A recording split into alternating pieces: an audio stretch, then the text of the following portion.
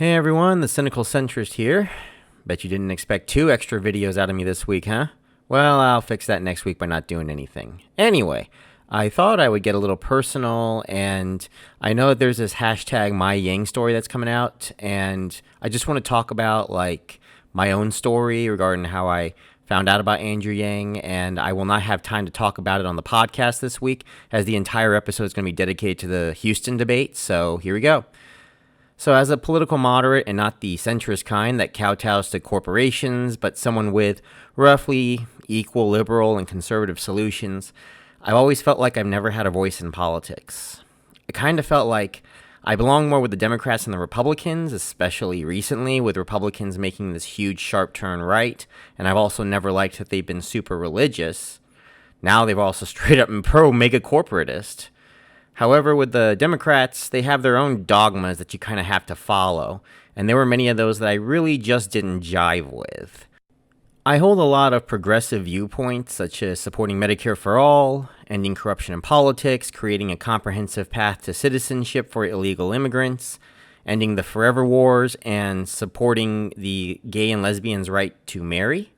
But I also have a lot of conservative viewpoints as well, such as being against complete student loan debt forgiveness, being for the Second Amendment, believing in better protecting our borders, ending corruption in politics. Yes, there are plenty of libertarians on the right-wing side that want that as well, being against the Green New Deal, and so on and so forth. Now, most of the time, it's not that I think we shouldn't do anything about it, but I felt there were different solutions to the problem.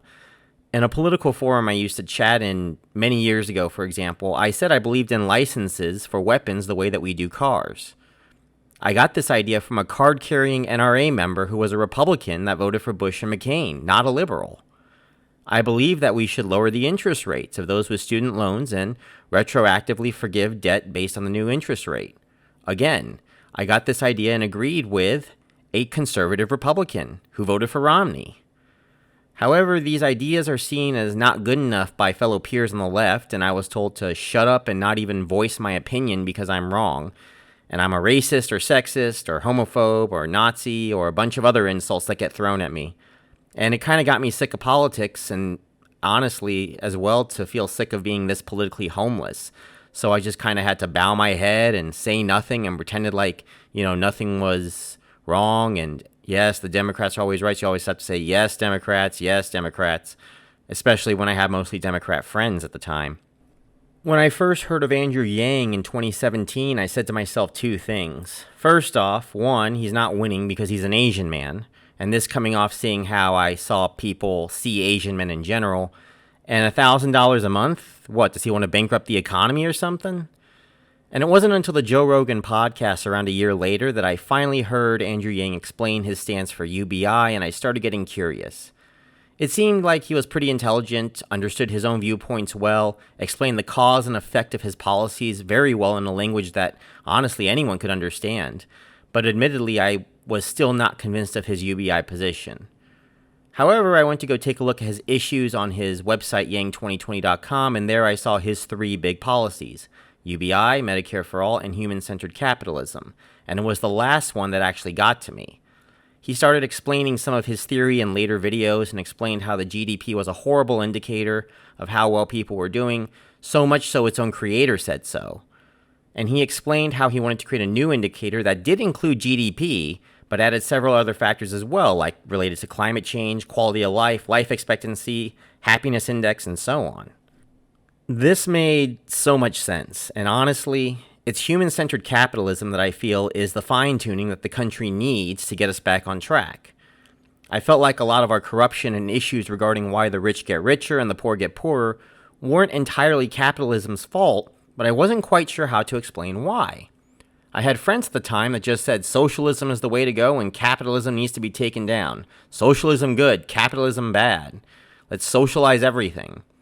Much like how, people on the right say that they want to privatize everything now. Privatizing fire departments and police departments and prisons and so on. But on the left, capitalism was the reason for our problems, and I had some friends still that even took the extra mile and said we need to eliminate the concept of money. Finally, Andrew Yang explained this in a way that I never could. He explained the reason that I felt like capitalism was not completely at fault. and it was like a missing piece of the puzzle, and that was pretty much how I started supporting him. But at the end of the day, it's not about the UBI, it's not about even human-centered capitalism. What I like most about Andrew Yang is he's created a voice for the disenfranchised voter.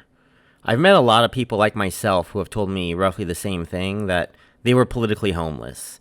They didn't really tug one way or another, or maybe they did, but felt like maybe we shouldn't go so extreme on one end. These people felt like they were being silenced by their more extreme counterparts, and they, as a result, felt like they didn't really belong anywhere.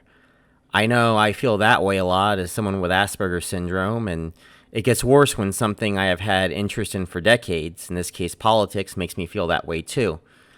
Andrew Yang had inspired me to create this podcast, actually, to make me feel like I'm not alone in this, that my viewpoints are valid, and others think like me too. That politics doesn't have to be about abounding negativity or cancel culture, or about if you're alt-right or not.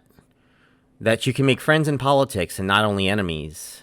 And yeah, for that, I have to be grateful for him, because win or lose, he has given myself and thousands of others that power back. That power to give different solutions to problems of our day and not be silenced as easy anymore. That power to not have to feel like you're a shill for the other side for speaking up and saying this is wrong. That power to form your own opinions instead of whatever the media or the extremists on the internet say. That power to actually have an opinion again and not feel guilty about it. Now, I admit I'm not Yang Gang. I don't identify as one.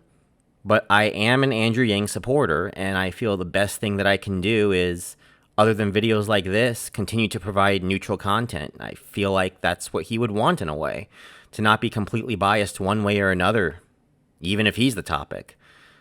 So anyways, that's my Yang story, everyone. If you want to see the other extra I did this week, I sent a letter to the DNC over their stupidity in covering Andrew Yang, Tulsi Gabbard, and Bernie Sanders, and of course, I will have new episodes of my podcast every Saturday. All right, that's the Cynical Centrist. Peace out.